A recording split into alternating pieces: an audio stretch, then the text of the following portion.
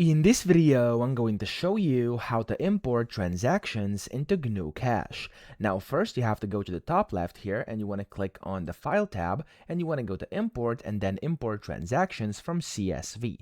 Now, whenever you click on this here, you first have to click on Next, and this is basically the main part, this and this tab over here. So first you have to select your file. I have some demo generated file from ChatGPT here, so likely it's going to have some errors and mistakes, which is great, so I can show you how to do this.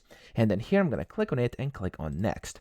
Now this over here will automatically populate, but you actually have to go through this to double check everything is going to be correct. Now here down below you can see kind of these are some tips or the errors you have to basically set before you can click on Next and go to the next tab. So I'm just going to basically go ahead and go to file format here. It's already selected character separated and a comma, which is a CSV file. That's correct. If you have anything different, you can set it over here as well.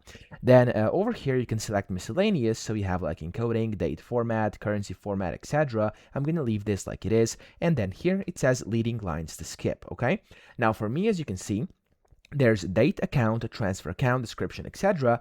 This is not actually a transfer, okay? This is not a transaction, this is nothing. This is just like the name for that specific column. So to actually avoid this, I'm gonna click on leading lines to skip one, and there we go. As you can see, it's going to skip this one. Now, if you have any at the bottom, you could do trailing lines to skip as well, but for me, there's none, so I'm just going to leave it like that. Of course, if you have any alternate, you could go ahead and do that too.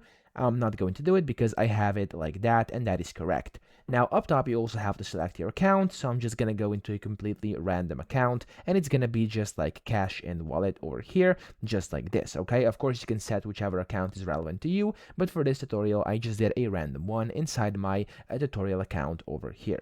Then down here again, still it says please select a date column, and that is because all these columns must be set. So this first one we can see is the date like this. Then the second one is account. It says account over here, so I'm gonna click on account.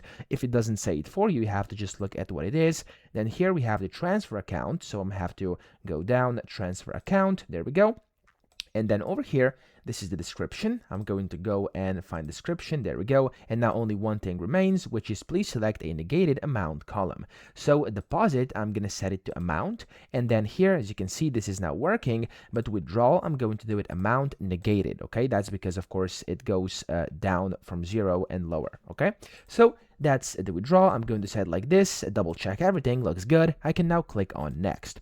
Now from here, you'll actually have to select your account ID and then the account name as well. So as you can see over here, it's going to automatically populate because I did it. If it doesn't automatically populate, you'll have to find it yourself. So for example, I'm going to double click on over here and then I have to find it. The easiest way to do this is just by starting typing. So if I do credit like this, as you can see, it's going to find it. I can click on it and then I can that way do it. If it doesn't appear, you can also create a new account and you're good to go.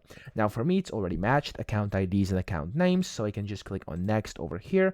And then here, as you can see, it's going to perform a number of checks, so I can just click on next. And there we go, everything looks good over here.